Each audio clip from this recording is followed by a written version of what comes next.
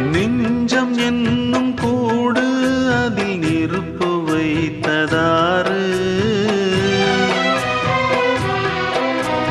துன்பம் வந்த போதும் அதை துடைப்பதிங்கு யாரு?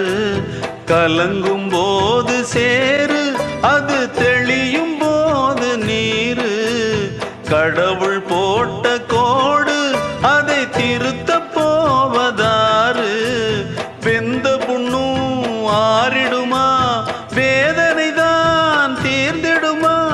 விண்ணுக்கும் மண்ணுக்கும் சம்பந்தம் உண்டுன்னு சொன்னது யாரு? அது மன்னவன் பேரு.